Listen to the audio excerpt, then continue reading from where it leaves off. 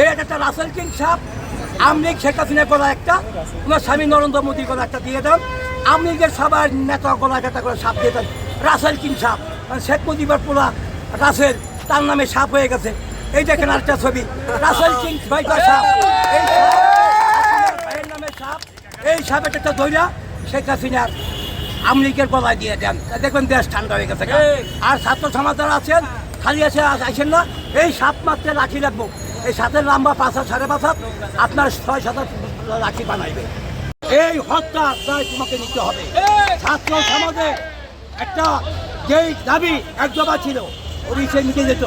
ছাত্র সমাজকে রাজাকার বলেছ, বলতে তুমি রাজাকারের সন্তান হয়ে ছাত্ররা রাজাকার দেখে ওর তোর বাবার জন্ম হয় নাই। যে ছাত্র 18-19 বছর বয়স কি করে রাজাকার হতে পারে? যে ছাত্র বয়স 40 বছর কি করে তার বাবা রাজাকার হতে পারে? আরে রাজাকার হতে গেলে বয়স হতে 70, 72, 80 বছর। আমি মুক্তিযোদ্ধা কমান্ডার, আমার বয়স 76। আমি 3টা সেক্টর 7টা কমান্ডার। আমি মির্জাজিয়া জেটবল গেরিয়া বাহিনীর 3টি সেক্টর কমান্ডার হিসেবে আমার ভাতা বন্ধ করতে 2 মাস। আমি এটা না, আমার 234 জনের, আমি প্রতিদিনের খবরে বলেছি 234 জন মুক্তিযোদ্ধার ফাইল চুরি করেছে এই মিরপুরে ভুয়া মুক্তিযোদ্ধা। আমি রেশন মূল্য মারা গেছে, আমি বাদশা কমান্ডার পাইছি।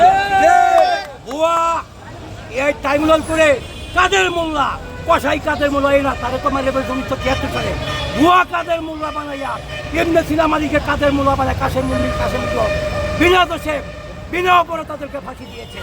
এটা প্রমাণ আমি নিজে বাদশা বাসানি। আমাকে নিয়ে গেছিল, তোমার 10 লাখ টাকা দেবে, একটা সাক্ষী দাও। আমি না ফারমান বাধা করতে পেলে। এবার 2024 সালে 7 জানুয়ারি নির্বাচনে আমাকে 10 কোটি টাকা অফার দিচ্ছে। আমি বিক্রি হই নাই, বিএনপি 57 নম্বরকে কিনছে। আমি এই বাদশা বাসানি বিক্রি হয়ে 10 কোটি টাকার জন্য। ওই টাকার পর আমি লাথি মারি। আমি মিস্টার বাদশা বাসানি, বাসানির সুযোগের সন্তান। আমি 3টে সেক্টরের ছাত্রটা কমান্ডার। আমি যেটা বলবো, আগামীতে 2,10,000 ভুয়া মুক্তিযোদ্ধা জনতার কর্মদলের বিচার আমি করবো ইনশাআল্লাহ। ভুয়া মুক্তিযোদ্ধা, ভুয়া কমান্ডার সবাইকে গণ করে দেবে। তাই আমি বলতে চাই ছাত্র সমাজের কাছে, সাপ মারতে লাঠি দরকার আছে। এই আমলি হলো একটা সাপ, এই সাপকে কিনাতে বাসে লাগিতে লাভ গেলে এরা